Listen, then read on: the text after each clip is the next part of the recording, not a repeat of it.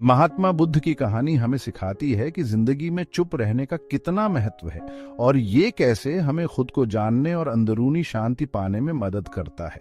बहुत पहले की बात है। गौतम बुद्ध अपने स्टूडेंट्स के साथ एक गांव में रुके थे।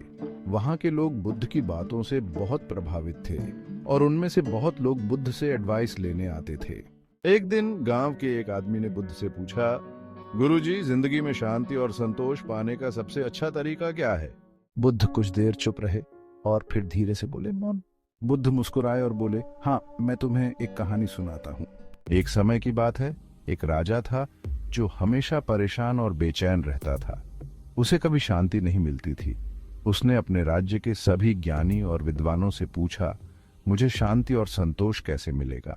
लेकिन किसी के पास कोई जवाब नहीं था। फिर एक दिन राजा को पता चला कि एक बहुत बड़े संत उनके राज्य के बाहर एक जंगल में रहते हैं जो चुप रहने पर ध्यान लगाते हैं। राजा तुरंत संत से मिलने गया। संत ने राजा को एक तालाब के पास ले जाकर कहा, इस तालाब में पत्थर फेंको और देखो क्या होता है। राजा ने ऐसा ही किया। पत्थर पानी में गिरा और तालाब में लहरें उठने लगी। संत ने कहा, अब थोड़ा इंतजार करो। कुछ देर बाद लहरें शांत हो गईं और तालाब का पानी स्थिर हो गया। संत ने कहा, देखो, अब तालाब का पानी साफ और शांत हो गया है। हमारे मन का भी यही हाल है। जब हम बहुत ज्यादा सोचते हैं और हमारे मन में बहुत सारे इमोशंस होते हैं तो हमारा मन अशांत हो जाता है। लेकिन जब हम चुप रहते हैं और विचारों को शांत होने देते हैं तो हमारे मन को शांति मिलती है।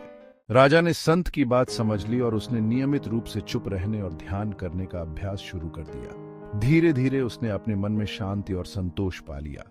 महात्मा बुद्ध ने इस कहानी से समझाया कि चुप रहने से हमें खुद को जानने और अंदरूनी शांति मिलती है। जब हम अपने विचारों और इमोशंस के शोर को शांत करते हैं तो हम अपने अंदर की शांति और संतोष पा सकते हैं। मौन से हमें अपने असली रूप का पता चलता है और हम जिंदगी के हर हिस्से में संतुलन और खुशी पा सकते हैं।